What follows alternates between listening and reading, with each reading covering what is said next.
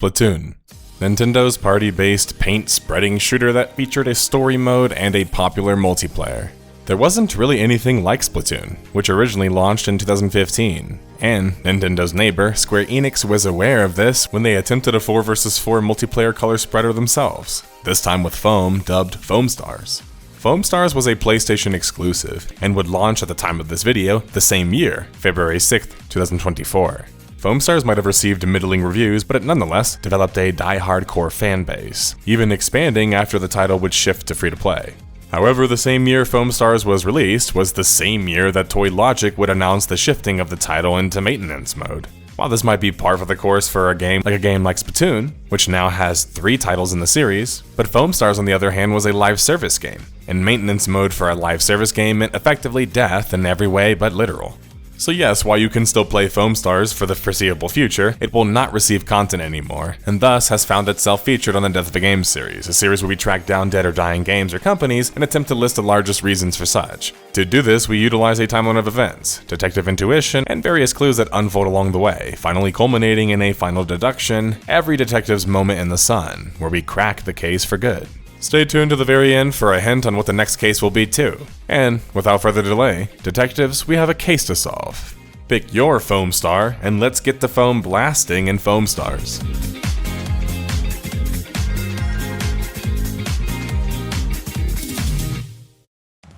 The story begins with the announcement of Foamstars from Square Enix at the May 2023 PlayStation Showcase, alongside many other titles. The gameplay as described by IGN was similar in nature on first impression to Splatoon. Splatoon, of course, was Nintendo's mega 4 vs 4 paint shooter title, complete with a single-player storyline and a multiplayer.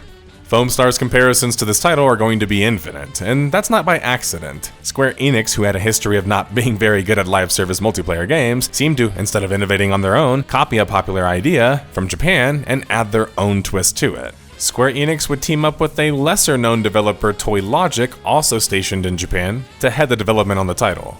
Toy Logic had around 125 developers, but largely had most of their experience in mobile gaming. Foamstars, as the name implies, was about spreading bright colors of foam at each other, and around the map. You could basically lock somebody into a state in which if you then surfed into them, you could actually KO them. This, alongside surfing in general, was kind of a unique mechanic of Foamstars. The reveal trailer wasn't just a cinematic trailer either, it also showcased actual gameplay. The differences at first glance seem to be that foam, as a projectile, naturally functions differently than paint, and it seemed to be accounted for here. However, this would be drastically changing the base concept of how the game would function in the case of Splatoon, even if the general idea might be similar. More on that later though. But besides Splatoon comparisons due to the differences in art style, other comparisons were made, such as Persona. Now, as an original SMT fan currently replaying P4G or Persona 4 Golden now, I scratch my head at this. But my guess is that the comparison stems from the fact that the characters are more like young adult looking, yet almost dark anime-like in ways, but I'm trying my best here. The characters are actually a lot more comic book colorful-like, which really isn't Persona-like at all. But we might as well acknowledge it while we're here that the art style in Foamstars was different. Certainly unique even. A blend of some Japanese styling with a diverse set of characters, and a soundtrack that we will talk more about later that made all of this even more poignant. But the problem I have with the art style in Foamstars is quite the contrast to Splatoon, the title they were the most trying to copy. Now, it's not that you want to copy the art style, but going in a completely different direction philosophically could yield some mixed results. This is the death of comparison, where in the video game industry it can literally be the death of a game. Splatoon's art style, along with its gameplay, just ooze a fun, family-approachable feel, but not too family-friendly where it feels like bunny rabbits fighting with Nerf gloves or something. Why did the Foamstars team want this stark difference, when their target audience seemed to be kids or the parents of said kids, since kids wouldn't really have the money, right? But Splatoon is the kind of game that a kid could have their parents buy almost on accident and find a gem in the rough in the process. Meanwhile, Foamstars was far more controversial and complex in its visual approach, which was likely going to limit the game's audience and general appeal. More hype would swirl around Foamstars June 2023 the following month. Some felt that the Splatoon comparisons were off, because Foamstars was actually a hero shooter in design, and kind of in secret, with each hero having its own special weapons and abilities. Contrast this to Splatoon, where you pick one of the two teams and customize your weapon, and everything else is cosmetic. It's hard not to feel like Foamstars was shoehorned into being a hero shooter. Another difference of Foamstars was the main mode, the Smash the Star mode, which was a mode about killing the VIP or the top performing star after 7 kills had been reached by a team. Now, Foamstars would feature some other modes that were known in Splatoon, and feature a rotating mode system also known in Splatoon, where special events were only available on weekends and some modes only available at certain times. Now, we mentioned the foam already, but what actually made it different from the paint in Splatoon? Well, foam was able to be stacked vertically, which changed the dynamics of the game. The projectiles also, when fired, would fire pretty slowly, compared to the paint in Splatoon in both cases. Another issue, less so than difference between the two, is the colorful paint in Splatoon matches the game's color palette. Bizarrely, in Foamstars, the foam is so damn bright it's blinding, and yet the rest of the world doesn't match this at all, so it's actually even worse on your eyes. The open beta for Foamstars would take place September 2023, and this beta would only last a couple of days and would be featured on the PlayStation platforms PS4 and PS5. And this is when another problem sort of rears its ugly head. It was a PlayStation exclusive. Now, perhaps if this wasn't designed as a live service style game, but it wasn't being designed that way. Square Enix literally admitted to fielding a slew of new titles in that field during this time. This means that unlike Splatoon, which has 3 titles now, Foamstars would keep building upon the same base game, limiting their audience and revenue that could be generated from a more limited audience. Especially once people get bored of their game, since there's not likely going to be something to keep them around or bring them back to the game. Especially with Splatoon 3 only launching in 2022, leaving that game quite fresh. Personal anecdote, I actually saw Splatoon 3 on the E3 floor before they shut down E3, and I was blown away by how engaging the game was for just random players. They were doing a 4 versus 4 mode where random people would walk up, and then the different developers would kind of coach the different players against each other. So as much as I might seem like I'm not a fan, I actually had a blast playing Splatoon 3 on the stage floor. Now, I think Square Enix had a unique opportunity though, to do something different. Make a cross-platform Splatoon-like that had a presence on PC, something that Splatoon never had. Instead, they locked up their upcoming Foam Blaster behind the PlayStation exclusive title, as a multiplayer online title. Meanwhile, the majority, if not all of the major exclusives on PlayStation, were single-player franchises. While there was still some hope for Foamstars both due to who was presenting it and the hype that was swirling around a potential Splatoon competitor, some were postulating that they already thought that the game was doomed. As I've done on some episodes, we take media critical opinions and other critical opinions and are critical of them. But sometimes these critics are spot on, and it's helpful that we point that out too. Well, in this case, it was a popular user and reviewer of Giant Bomb, not a critic to be fair. Zombie Pie, who would declare that although Foamstars certainly had style, he felt that the game was doomed. Zombie's biggest critiques were that because the game was $30 and not free, as well as being a PlayStation exclusive, it was going to have a limited audience. Zombie also references the differences in tools and projectiles in Foamstars, with the foam itself, as the object itself implies, is rather slow and unwieldy. This makes it just frankly less attractive to shoot for gameplay reasons, which can't be understated since that's the whole point of the game. Foamstars' content plan would be revealed before launch in January of 2024, and it would detail the plans for the new content going forward, such as the fact that the game would be, as most live services are, designed in a seasonal format, with each season lasting only about 4 to 5 weeks. The first season would introduce a new hero, or Foamstar, and the ranked mode. Each seasonal update would at the very least add new skins, a new battle pass, and a new extreme party. A mode that would, depending on the theme of the season, feature a bunch of unique modes and gameplay. Right before the launch of the newly minted foam blasting 4 vs 4 shooter Foamstars, they would be caught in a major controversy. Well, at least based on the perception, by the end of January 2024. It would actually come out that AI-generated art was used in Foamstars, though only for minimal art like the in-game music album covers. Although this would make up like less than 1% of the game's art, there was a news cycle going during the time about AI art, and it was getting a very negative reputation and coverage. And understandably, it speaks to a lower quality, at least for now, and a lack of authenticity. While I think Foamstars probably got too much crap for their use of AI art, they did use it, and even admitted to such publicly, after they were accused of such, to be fair. Foamstars would launch exclusively on the PlayStation platform with both a PS4 and PS5 launch. On aggregate review website, likely due to the publisher involved, Foamstars got quite a lot of coverage for a new IP, but out of those 34 critics, they would average their scores out to a mere 57 out of 100, which wasn't terribly impressive. Now, I wanted to cover some of these major critical reviews, like IGN and Kotaku in particular, starting with IGN, and their rating of a 6 out of 10 with Foamstars, which is quite damning. I mean, IGN is usually quite nice to new live service titles, especially from well-established publishers. In their concluding statement, they stated that Foamstars is at odds with itself. Its unexpectedly engaging combat mechanics, fast-paced matches, and cool music draws me in, but trudging through its flat single-player content, concerningly aggressive monetization, and horrendously slow menus has numbered Foamstars' days on my PS5 drive. Regarding monetization, it's not just the issue of having expensive skins that cost like almost $40 and the game itself costing $30, it's also little things like the fact that the Battle Pass doesn't give you any currency, so whenever you buy the next season Battle Pass, you have to buy it in entirety. So it's all of these factors in combination. Now, the music we haven't really talked about yet, but it's fantastic in Foamstars. It's honestly the best part of the game. It just oozes all kinds of slickness and fun energy, but sadly, for how much Foamstars tries to look cool, the music is kind of the best part of its presentation. In Kotaku's first impression of the game, they would reference this nice music and visual style, but felt that although the aesthetic was cool, it felt more like it was designed for a TV show.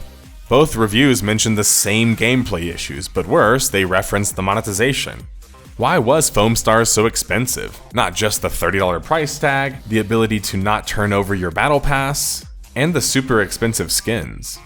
This is probably because SE was expecting a proper return on the investment for a live service title, and this is what the team came up with to maximize that. The problem is that it doesn't build good faith with your blooming audience, as it seems like you're just already trying to gouge them before the game has much time to run. And the game is already an exclusive, so it already has a smaller audience, and thus the value proposition with the cash shop is already very low. Foamstars would launch a number of new updates or seasons over the course of the spring, adding multiple new heroes or Foamstars, such as Coif Guy and Chlor Noir. Sweet, a Noir character. But the first guy sounds like Queef. Each season had a trailer that came with it, showcasing the new Extreme Party content and whatever else was introduced, like new maps. And I'm a big fan of this approach, but there were some concerns about how short the seasons were, and the fact that very likely all of this content was already sitting on the shelf. AKA already done, and they were just slowly breadcrumbing it. There were calls for Foamstars to go free to play already, but Toy Logic, whether able or not, would elect not to yet. Within just a few months of launch, there were already reports on Yahoo Finance of all places, a legit place for financial news I might add, that Square Enix's shares had tumbled the most in the past 13 years by a whole 16%. In this report, Foamstars specifically was cited by the CEO of Square Enix himself, Takashi Kiryu, that the game had failed to meet expectations in both revenue and profit, meaning that it very likely struggled to even break even. But Foamstars was already being cited as a financial failure so early on. And this was a sign that Square Enix hadn't learned from their time with other live service games, especially ones that had failed, like Babylon's Fall. But Square Enix just seemed to forget the whole live and then servicing part. You can't just launch a live service game and expect it to instantly blow up, especially with little effort and time given to build a community in the first place. I mean, Foamstars was announced and then launched just 1 year later. They don't ever give their titles enough time or support and constantly question why things just aren't working out. Well, your projections are off, and your concept of how to handle post-live content of a live service game is just off, Square Enix. This is written and voiced by me, but I think that the audience echoes many of these sentiments. Would Square Enix already give up on Toy Logic the same year that the game came out, or would they finally give a game the time that it needed to succeed and then evaluate things?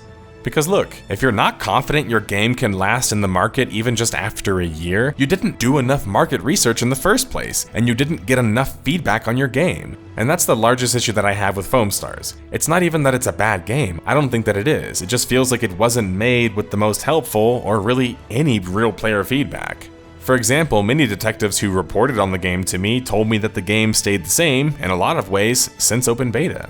Now, whether Square Enix was granting Toy Logic more time or they simply had to let the content cycle just kind of run its course, more updates would launch in the summer and the fall of 2024. The first update, dear lord, has one of the most annoying characters I've ever heard. I'm talking like Jar Jar Binks level comedy. Something special coming up! Goodbye now! Woo! It's funny to laugh at, and then you just kind of wish they would stop talking. While this could be seen as a minor pip, for me it shows that clearly that Foamstars was trying to appeal to a younger crowd, and in that process, we're looking clueless. Kids want shit that's cute and cool, just like most adults. But this feels like design something cute to attract kids, and it lacks any of the fun and personality that it would need to do that. The updates and seasons that would follow were actually quite quality, and would add some new modes like the 1v1 duel mode, expand the ranked mode which had been running since the first season, and add new Foamstars. Diamond Jam, which was Season 8, would add a load of new maps for the Smash the Star mode, which was the main mode of the game. But it must be repeated in case you guys missed the earlier timeline bids. No, I'm not telling you about the clues.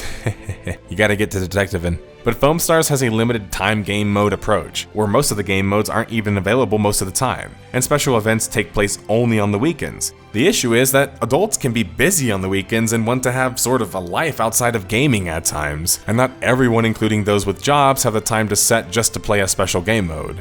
I personally like the idea of limited time modes, but I think that Foamstars should have pushed their first 3 modes more in unison while putting the obvious focus on their main mode, Smash the Star. Or maybe just kept the events as limited, sort of like Animal Crossing. But Foamstars launched with such few maps, and even worse, because the maps are game mode specific, it felt like even less maps. Now to be fair, Foamstars did have a single player content mode, which was almost like a cleverly designed tutorial, a classic Japanese game design strength. But the content was so damn easy, and it had no real story or world to back it up, and whatever was there was just, again, really campy, so you were basically just rushing through things in a tower defense style fashion until the waves that spawned and attacked you were defeated, and you would defeat them very quickly. And the whole story and dialogue, again, it's very, hello fellow kids, it just feels campy. Like genuinely, who worked on this? Like actually. Well, don't worry, I did some digging, cause that's what I do, right? Thank my childhood dig-dug sessions. But the team behind Foamstars is a unique one. It essentially consists of higher-ups from Square Enix, overseeing the project that seemed to be spearheaded in the actual development process, aka the nuts and bolts, by Toy Logic. Toy Logic, however, was largely a mobile developer without any well-known titles besides a spin-off Nier title, and their developers were thus rather inexperienced, and they only worked at Toy Logic previously. It's not hard to see why the game struggled in terms of its direction and ability to generate an audience. It had an inexperienced team with no experience doing such, and it was ironically led by an even more inexperienced executive Square Enix team, which almost doesn't make sense saying out loud. The most experienced guys were the leader of production Yoshitake, who worked on multiple major projects including helping program Smash Bros. Brawl and a slew of other titles, as well as Kosuke Okatani, who we already referenced at the very beginning, who we'll talk more about later.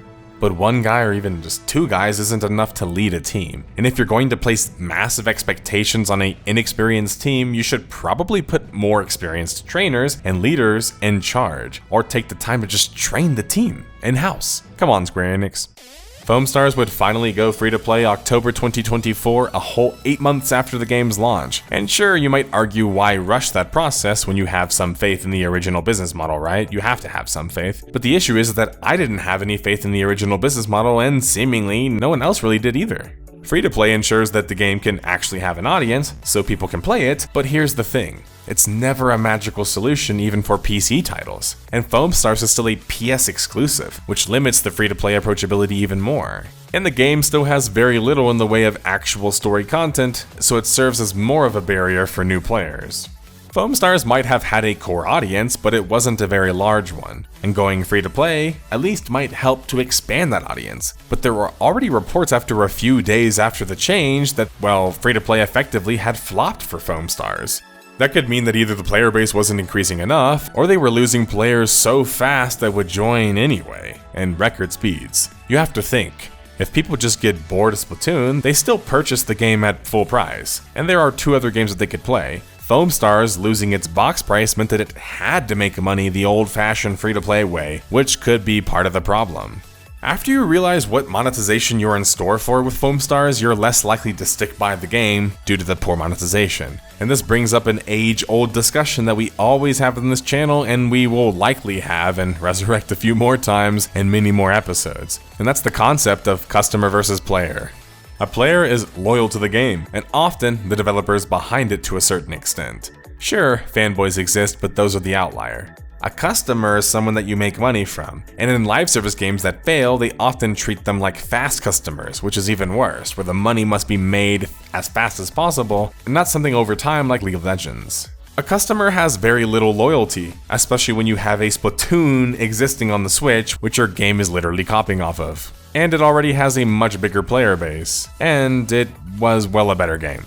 Had Foamstars created a proper community, they could have had more help in their core fanbase to give their game some life and even just some tips on what they should have done with their game. But it was already on the ropes, the same year that it came out. Squad missions, which were effectively a PvE mode that allowed you to team up and fight against different bosses or various challenges, would get more love in Season 9, dubbed Soulful Hour.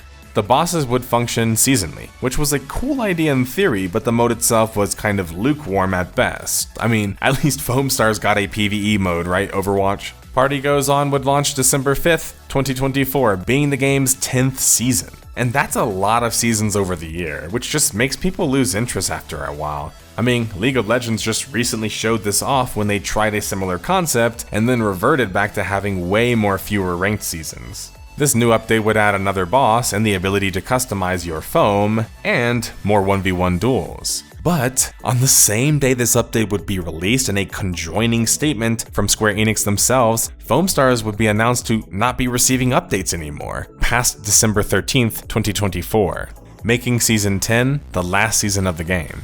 This meant that effectively, Foamstars was moved to maintenance mode, where no new content would come, but the servers are still kept up until the foreseeable future. While I have to give SC and Toy Logic credit for being able to at least achieve this without shutting the game down altogether, there's still a chance that they could shut the game down altogether, especially because unlike in the case of the other game that we just recently covered, Knockout City, there wasn't a private server version for Foamstars, which would fit perfectly in this case, and it couldn't be played offline. Kosuke Okatani, who I barely even knew existed until this point of the story, was reportedly the lead producer on the project. And before you call me a bad detective, check this out. Kosuke isn't even listed on the main producer page on Moby Credits. He's just listed as an additional thanks producer. But I found this article back in January of 2024, which I already referenced, that introduces him for the first time. It turns out that Kosuke was the producer who told the world about AI art, which makes me feel like this guy was almost being used as like the criticism shield or scapegoat. But Kosuke did work at Nintendo previously and was a developer or producer on Smash Ultimate. Ah, crap, Tom. I just realized his name is pronounced Kosuke. Anyway, so perhaps Kosuke kind of got this idea of copying off of Nintendo from previously working there. Kosuke in the producer letter announcing the game's abandonment would state that throughout both the development and operational phases, we have faced many challenges. But he wouldn't really elaborate, and no further context was added. It seemed like the financial report concerning Foamstars seemed to be the best clue that we had, since it showed that the game was indeed a financial failure, and thus quickly abandoned by Square Enix after that. That music is playing, detectives, which means not only is the timeline done, we have gathered more than enough clues and bits of evidence to solve this case. So why did Foamstars die, or reach maintenance mode with no new content, and an uncertain future? Well, in case you missed any of the clues along the way, Square Enix and their damn track record with live service games. It was a PlayStation exclusive. It was a Splatoon clone, though it differed in questionable ways. It had poor monetization, lack of content at launch. It had an inexperienced development team, a rather conflicting world design, a lack of community, and no time for a proper hype cycle pre-launch. It was a financial failure. Another Square Enix live service game has bitten the dust, well, mostly metaphorically in this case. While SC and Toy Logic are moving on, you can still play Foamstars today, on PlayStation only, in case you missed it earlier this year, or even just last month. Square Enix loaded up the trunk with live service titles, like 12 of them to be exact, in an attempt to hope that one of them would work, and would blow up and make them serious amounts of money. But this initiative, like their NFT initiative, hasn't seemingly proven that fruitful. And there's a balance that you have to strike with business and art. Too much business and the art suffers, and too much art and oftentimes the game just has a poor business strategy. These Square Enix live service games look nice and are fancy in some ways, but they have this hollow ring that echoes out when you touch or knock on their body. Touch my body. So it shouldn't really be that confusing when the titles like the hollowness seemingly within fade out to just a footnote. Thanks for watching. Live on the edge of every moment, Slayer. Live for the hunt.